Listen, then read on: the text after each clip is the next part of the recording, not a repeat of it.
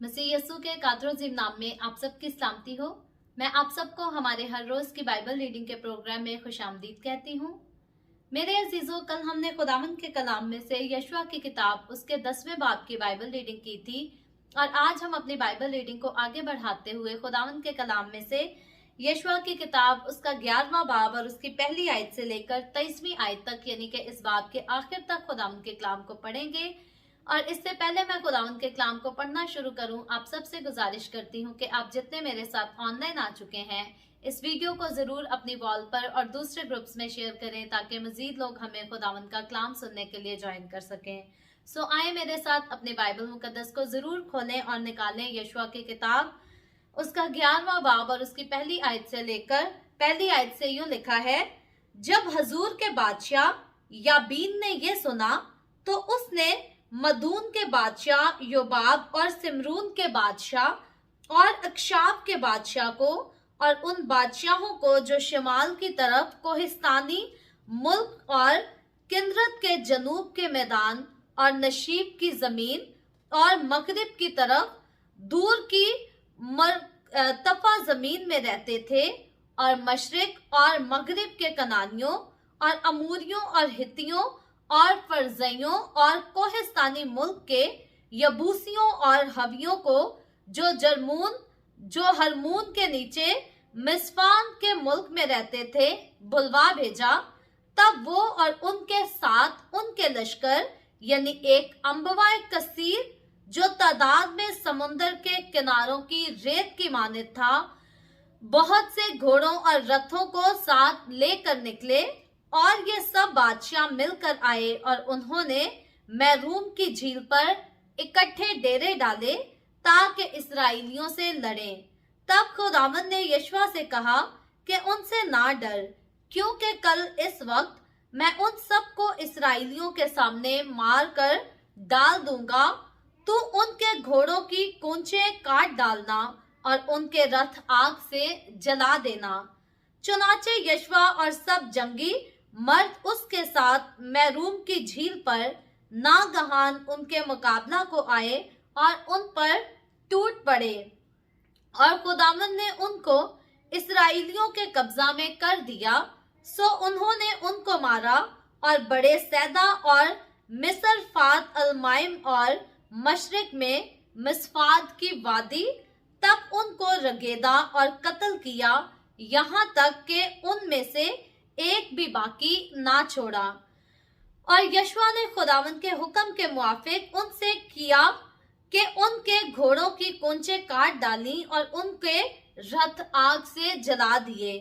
फिर यशवा उसी वक्त लौटा और उसने हजूर को सर करके उसके बादशाह को तलवार से मारा, क्योंकि अगले वक्त में हजूर उन सब सल्तनों का सरदार था।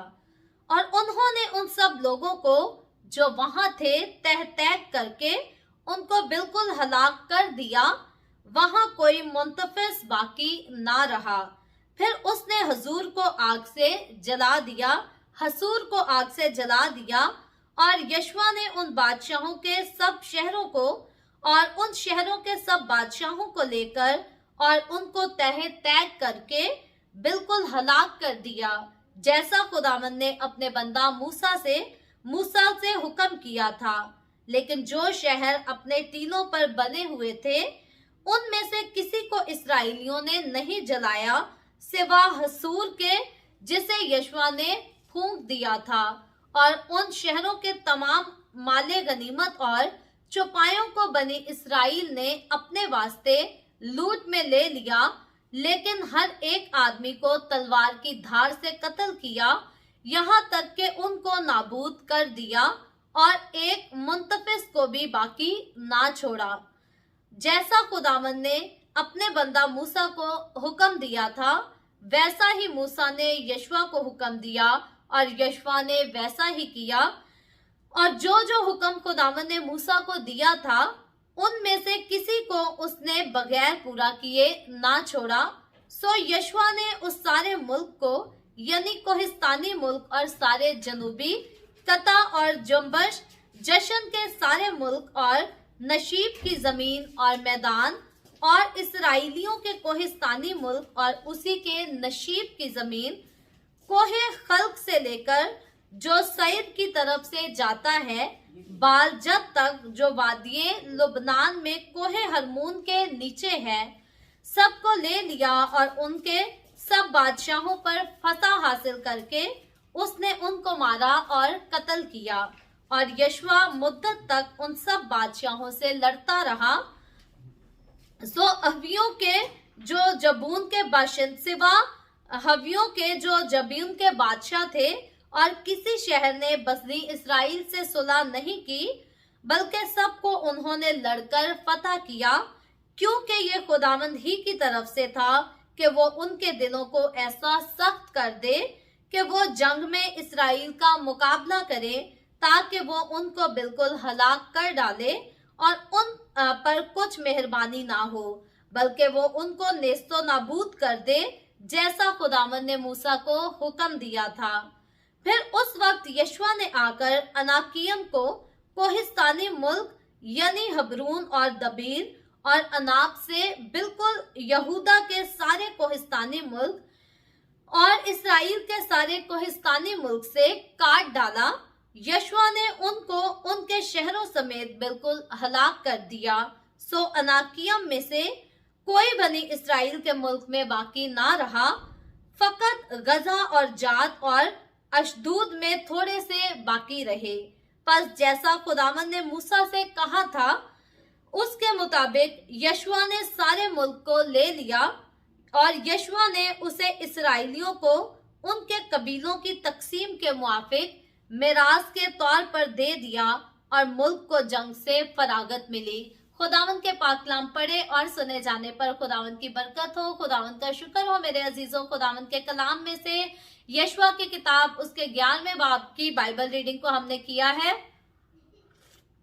जो कि हमने इसके पहले बाब की लेकर 23वीं आयत से पढ़ा है। और हम देखते हैं कि इसराइलियों की मुल्क कनान को फतह करने के लिए जंग का सिलसिला जो है वो अभी तक हमें जारी नजर आता है। हमने यशवा की किताब पहले बाब से लेकर 11वीं बाब तक इस किताब को ऑलरेडी पढ़ लिया है। तकरीबन हम इसके आधे हिस्सा में आ चुके हैं, क्योंकि यशवा की किताब के मुकम्मल जो है वो 24 अबवाब हैं और हम आज में जो है वो ऑलरेडी हाफ हिस्सा तक पहुंच चुके हैं। सो हम खुदावंद का शुक्र करते हैं। पहले चैप्टर में हमने देखा था कि खुदावंद जो है यशवा को हुक्म देता है कि अब देर ना कर, अपने लोगों के साथ बढ़ और उस मुल्क को ले ले जिसका देने का वादा मैंने इब्राहिम, इसहाक और याकूब के साथ किया है। सो खुदा के वादे की यहाँ से हम देखते हैं कि तकमील शुरू हो जाती है कि मुल्क कनान जो है वो अब इसराइलियों को मिलने का वक्त आ गया है। और खुदा यशवा की हिम्मत भी बंधाता है, उसको कहता है खौफ ना हो, बेदिल ना हो, बल्कि हिम्मत कर और दलेरी से आगे बढ़, क्योंकि खुदावन तेरा खुदा तेरे साथ है। और हमने सीखा था यशवा की किताब उसके पहले बाब में कि खुदा फकत यशवा को यह नसीहत करता है कि तूने मेरी शरीयत की किताब पर जो है वो ध्यान करके अमल करना है, ना इससे दाएं मुड़ना है ना इससे बाएं मुड़ना है। अगर तू एहतियात करके इस पर अमल करेगा, दाएं भी नहीं मुड़ेगा बाएं भी नहीं मुड़ेगा, तो खुदा ने कहा था तू सरफराज भी होगा, तुझे कामयाबी भी मिलेगी। लेकिन याद रखें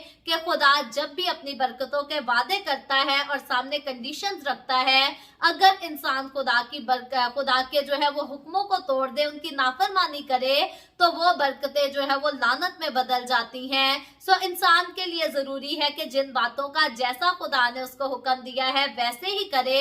अगर करेगा तो बरकत पाएगा और अगर ना करेगा तो लानत के नीचे आ जाएगा।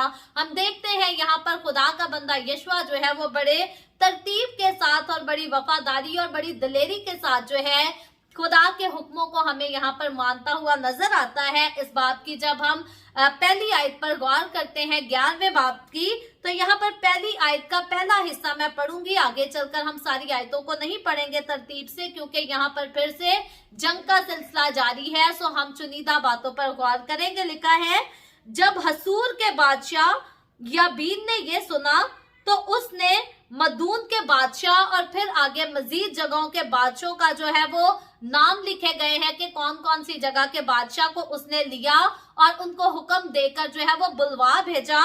ये हसरून का बादशाह है जो ऐसी जुर्रत करता है, ऐसी हिम्मत करता है, और लिखा है कि वो बाकी बादशाहों को भी अपने साथ जो है वो बुलवा भेजता है। और चौथी आयत की तरफ आए तो लिखा है, तब वो और उनके साथ उनके लश्कर यानी एक अम्बवाए कसीर जो तादाद में समुंदर के किनारे की रेत की मानित थे, बहुत से घोड़ों और रथों को साथ लेकर निकले। सो अब कुछ मुल्कों के बादशाह, कुछ जगहों के बादशाह जो हैं वो मिलकर और अपने लोगों को साथ लेकर आते हैं। क्यों आते हैं? ताकि इसराइलियों से जंग कर सकें। लेकिन इसराइलियों के साथ तो उनका यहोवा खुदा खड़ा है और खुदावंद का कलाम बताता है कि जंग जिन्ना दी लड़दा यहोवा और जंग कभी नहीं हार दे। तो इस मामले में, इस वाक्य में हम देखते हैं आगे चलकर होता क्या है। लिखा है 5वीं आयत में, और ये सब बादशाह मिलकर आए और उन्होंने मेरूम की झील पर इकट्ठे डेरे डाले ताकि इसराइलियों से लड़े। और बाइबल मुकद्दस में हमने यशुआ की किताब उसके 11वें बाब की 4थी आयत में देखा है कि ये लोग अब जो इसराइलियों से लड़ने को आए हैं, जबकि ऑलरेडी पहले काफी सारे इलाके इसराइली फतह कर चुके हैं, अब ये लड़ने आए हैं। तो इनकी तादाद जो है ये कोई मामूली तादाद नहीं, बल्कि समुंदर के किनारे पर जिस तरह से रेत होती है, रेत के जर्रों की तरह बहुत ज्यादा, हम कह सकते हैं नॉर्मली कि अनगिनत, अनकाउंटेबल लोगों की तादाद थी जो कि यहाँ पर इसराइलियों के साथ लड़ने के लिए आ गए हैं। और इन्होंने डेरे भी लगा लिए हैं, पक्के इरादे से आए हैं कि ये इसराइलियों से जंग करेंगे और उनको शिकस्त देंगे, उनको हरा डालेंगे। लेकिन आगे चलकर 6ठी आयत में हम देखते हैं, लिखा है, तब खुदावंद ने यशुआ से कहा कि उनसे ना डर, क्योंकि कल इस वक्त मैं उन सबको इसराइलियों के सामने मार कर डाल दूंगा। सो खुदावंद अपने दलेर बंदा यशुआ की हिम्मत को यहाँ पर और बढ़ाता है और उसको यहाँ पर यकीन दहानी कराता है कि यशुआ तू इन लोगों से ना डर, जिनकी तादाद रेत के जर्रों की मानित बहुत ज्यादा है। तू ना डर, ये लोग तो तादाद में ज्यादा हो सकते हैं, लेकिन मेरी कुदरत इनके पास नहीं, बल्कि मेरी कुदरत जो है वो तेरे साथ है और मेरी कुदरत ही तुझे फतह बख्शेगी। सो प्रेज द लॉर्ड। यशुआ के लिए, इसराइलियों के लिए बड़े फख्र की बात थी कि वो अपने दुश्मनों के सामने तादाद में कहीं ज्यादा कम थे, जोर में, कुव्वत में, ताकत से में जो है वो कहीं ज्यादा कम थे। लेकिन क्योंकि यहोवा खुदा, जिंदा खुदा उनके साथ खड़ा था, इसलिए वो जो है वो जत्थों को शिकस्त दे देता है। रेत की माने, रेत के जरों की माने आने वाले लोगों की तादाद को खुदा जो है वो यशवा को यकीन दिलाता है कि मैं उनको एक ही पल में हलाक कर दूंगा, उनको भस्म कर दूंगा, उनको मार डालूंगा। लिखा है आगे चलकर 6ठी आयत के अगले हिस्से में, तो उनके घोड़ों की कोंचे काट डालना और उनके रथ आग से जला देना। सो यशुआ को खुदा हुक्म देता है कि जब मैं इनको मार डालूंगा, इनको हलाक कर दूंगा, तो तूने क्या करना है कि इनके घोड़ों की जो पोंचे हैं, पूछले जिनको कहते हैं, उनको जो है वो काट डालना है। और इनके रथों का भी लालच नहीं करना, इनके घोड़ों का भी लालच नहीं करना, बल्कि इनके रथों को भी जला देना है। किसी चीज का लालच ना करना। खुदा ने यशुआ को और इसराइलियों को हुक्म दिया था कि जिस काम को, जिस चीज को लेने की मैंने तुम्हें इजाजत दी है, वो चीज तो तुम ले सकते हो, लेकिन जिस चीज को लेने का मैंने हुक्म नहीं दिया, उस चीज को तुमने नहीं लेना। हम ऑलरेडी यरू के वाक्य को पढ़कर आ चुके हैं कि यरू के वाक्य में क्या हुआ था, किसकी नाफरमानी से इसराइलियों से खुदा नाराज हुआ था, और फिर से उससे जब इंतकाम ले लिया गया, उसको उसके गुनाह की सजा दे दी गई, तो फिर से खुदा इसराइलियों के साथ खड़ा हुआ और इसराइलियों को फतह पर फतह दिए जा रहा है, बल्कि फतह से बढ़कर गलबा दिया जा रहा है। जो वादा खुदा ने अपने लोगों से किया है, खुदा अपने लोगों की जिंदगियों में पूरा किए जा रहा है। सो आगे चलकर हम देखते हैं 7वीं आयत में लिखा है, चुनाचे यशुआ और सब जंगी मर्द उसके साथ मैरूम की झील पर नागहान उनके मुकाबला को आए और उन पर टूट पड़े। सो अब यशुआ को जिस तरह से खुदा ने हुक्म दिया, हम फिर देखते हैं कि यशुआ डर और खौफ के मारे बैठ नहीं जाता। यशुआ जो है वो सुस्ती नहीं कर लेता कि अभी खुदा ने हुक्म दिया है, मैं थोड़ा वक्त गुजरने के बाद इसे पूरा कर लूंगा, मुझे क्या जरूरत है एकदम से जो है वो पैनिक हो जाने की, क्योंकि खुदावंद मेरे साथ है। कई बार अगर हम जल्दी कुछ काम करना चाहते हैं, चुस्त होके कोई काम करना चाहते हैं, तो दुनिया वाले लोग कहते हैं इनकी आदत है, ये तो ऐसे ही पैनिक हो जाते हैं। याद रखें, जब खुदावंद हमें हुक्म देता है जो काम करने का, हमें उसे पूरा करने में कभी भी ताखीर नहीं करनी चाहिए, कभी भी देर नहीं करनी चाहिए, बल्कि जैसे ही खुदा ने हुक्म किया वैसे ही हमें खुदा के हुक्म की तकमील करनी चाहिए। सो यशवा भी यहाँ पर देखते हैं कि ऐसा ही करता है। इस्राएली ऐसा करते और अपने दुश्मनों पर टूट पड़ते हैं। और लिखा है 8वीं आयत में, और खुदावंद ने उनको इस्राएलियों के कब्जा में कर दिया, सो उन्होंने उनको मारा और बड़े सैद और मसरफात अलमाइक और मशरिक में मसफात की वादी तक उनको रगेदा और कत्ल किया, यहाँ तक कि उनमें से एक भी बाकी ना छोड़ा गया।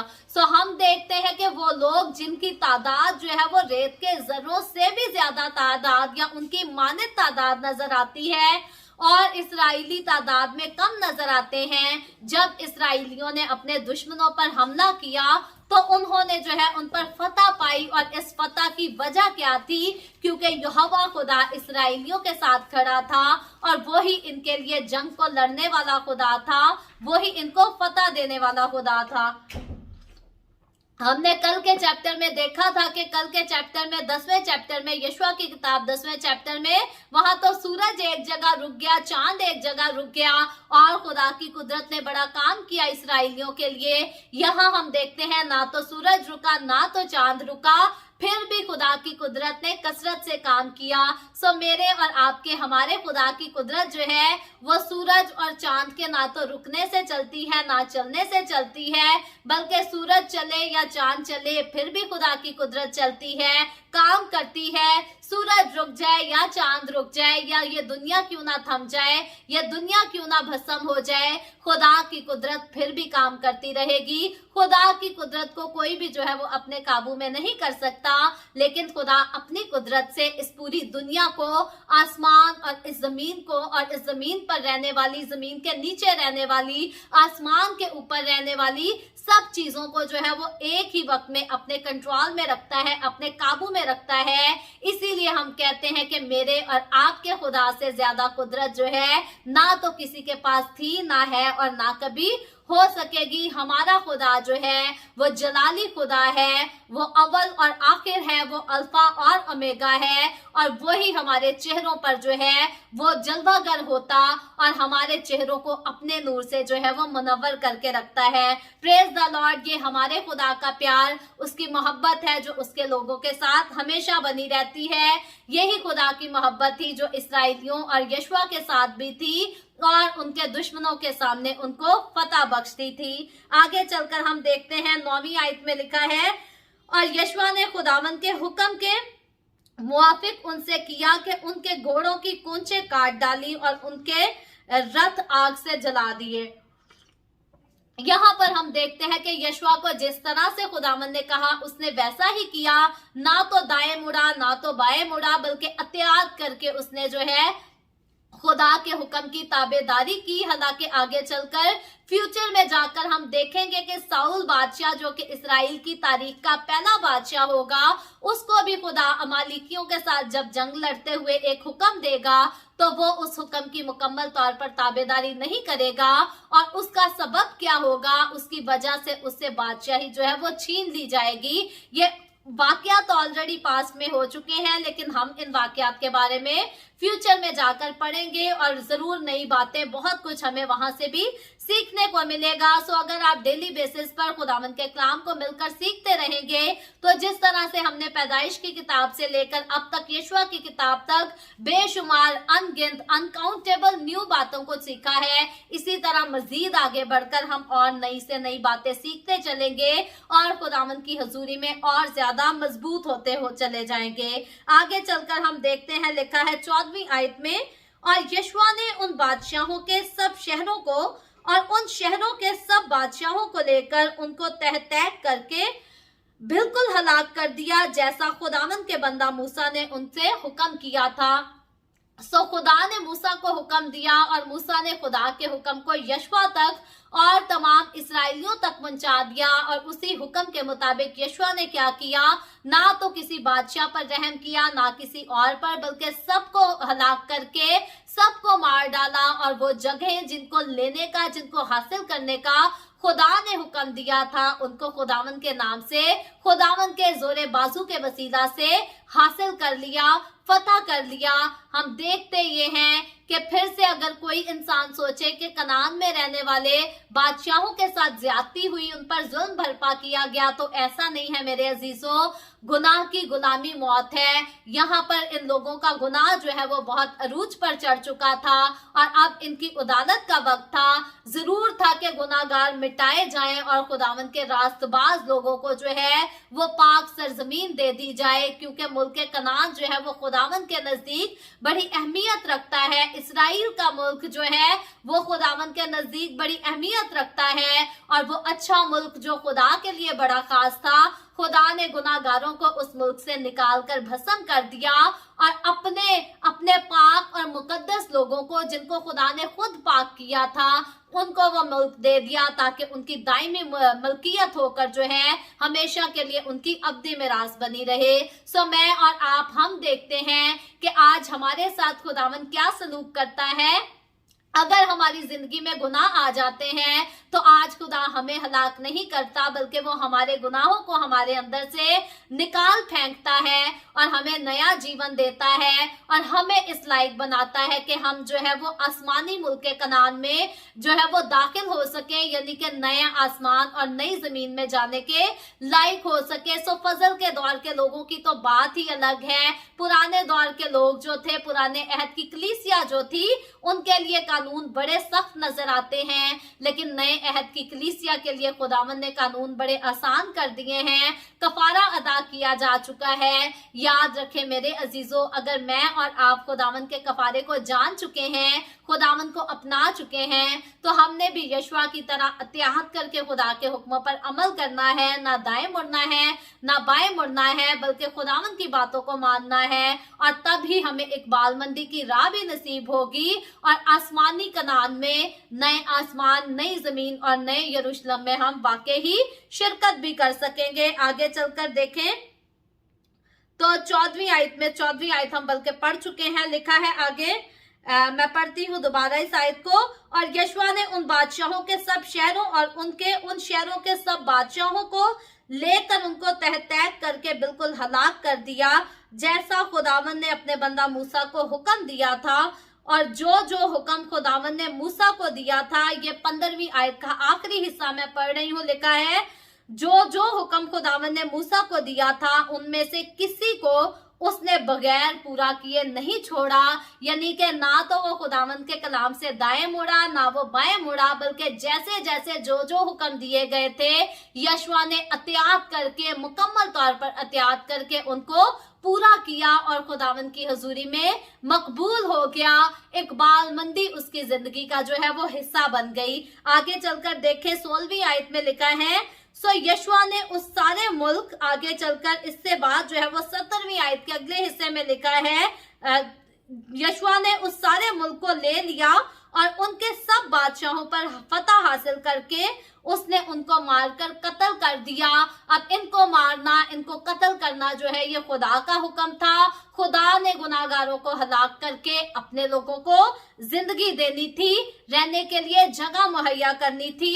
ऐसा ही आइंदा के दौर में होगा, ऐसा ही अखीर दौर में होगा, दुनिया के आखिरी वक्त में होगा, जब खुदावन अपने लोगों को अलग कर लेगा और गुनाहगार लोग जो है वो आग में जला दिए जाएंगे। इसके बाद 18वीं आयत में लिखा है, और यशवा मुद्दत तक उन सब बादशाहों से लड़ता रहा। यानी कि कुछ अरसा लगा कि यशवा मुल्क के कनान में बसने वाले बादशाहों के साथ लड़ता रहा, उनके साथ फाइट करता रहा। याद रखें, यहाँ पर बाइबल मुकद्दस के या यहूदियों के कुछ स्कॉलर्स का कहना है कि यशवा की जो जंग थी इस मुल्क के कनान के लोगों के साथ, वो तकरीबन 5 साल चलती रही और कुछ स्कॉलर जो है वो राय पेश करते हैं कि कोई जंग जो है वो 5 साल नहीं बल्कि 7 साल के अरसा तक चलती रही। अलबत्ता 5 साल थी जंग या 7 साल तक यशवा लड़ता रहा, हम देखते हैं कि फतह यशवा की और इसराइल की हुई, क्योंकि खुदावंदों का खुदा जो है वो उनके साथ खड़ा था। इसके बाद 19वीं आयत में लिखा है, सिवा हवियों के जो जबून के बाशिंदे थे और किसी शहर ने बनी इसराइल से सुलह नहीं की, बल्कि सबको उन्होंने लड़कर फतह किया। सो जबूनियों ने इसराइलियों के साथ सुलह कर ली थी, इसलिए उनको हलाक नहीं किया गया और उनके अलावा और किसी ने उनके साथ सुलह नहीं की। बल्कि आगे चलकर हम मजीद पढ़े तो लिखा है कि खुदा ने खुद उनके दिलों को सख्त कर दिया ताकि वो इसराइलियों से लड़े और मरे, यानी कि हलाक हो जाएं। वजह यह थी कि उनके गुनाह जो थे वो माफी के काबिल नहीं थे और वो लोग अब तौबा का वक्त देने के भी काबिल नहीं थे। खुदा इंसान को मौका देता है कि इंसान अपने गुनाहों से तौबा करे और अपनी जिंदगी अपने खुदा को दे दे, लेकिन जब इंसान अपने सारे मौके गवा देता है तो फिर खुदा की तरफ से उनकी जिंदगियों में जो है वो रहम की कोई गुंजाइश बाकी नहीं रह जाती। सो ये जितने लोगों के दिलों को सख्त किया गया, जितनों ने खुदा के गजब को देखा, इनके गुनाह इस कदर भर चुके थे कि अब खुदा के रहम की जो है वो इनकी जिंदगियों में कोई गुंजाइश ही नहीं बची थी। आगे चलकर जब हम 23वीं आयत की तरफ आते हैं जो कि आज के चैप्टर की आखिरी आयत है, यहाँ पर लिखा है, बस जैसा खुदावंद ने मूसा से कहा था उसके मुताबिक यशवा ने सारे मुल्क को ले लिया और यशवा ने उसे इसराइलियों को उनके कबीलों की तकसीम के मुआफिक मिरास के तौर पर दे दिया और मुल्क को जंग से फरागत मिली। सो यशवा ने खुदा के हुक्म के ठीक मुताबिक किया कि जिस तरह से खुदा ने कहा था उसने उसी तरह से मुल्क कनान को जो है वो फतह किया और उसके इलाकों को जो है वो कबीलों के लिहाज से उनके मुताबिक जो है इसराइल के कबीलों में उनको तकसीम कर दिया और याकूब की जो है वो नस्ल में उसको तकसीम कर दिया, यानी कि इब्राहिम, इसहाक और याकूब की नस्ल में जो है वो मुल्क कनान के हिस्सों को बांट दिया गया। यही हुक्म खुदा ने अपने बंदा मूसा को दिया था, यही यशवा को दिया था और यशवा ने ठीक एहतियात करके इन पर अमल किया और खुदावंद के हुक्म को पूरा कर दिया। सो खुदावंद मुझे और आपको, हमें भी तौफीक दे कि खुदा ने जो अपने कलाम मुकद्दस में मुझे और आपको जिन बातों को, जिन कामों को करने का हुक्म दिया है, हम भी यशवा की तरह एहतियात करके उन पर अमल कर सके और खुदावंद की हजूरी में आगे बढ़े और खुदावंद से बरकत पा सकें। सो अभी हम दुआ करेंगे और इससे पहले मैं दुआ करूं, आप सबसे गुजारिश करती हूं कि आपके पास कोई भी प्रेयर रिक्वेस्ट है तो आप नीचे कमेंट में लिख सकते हैं।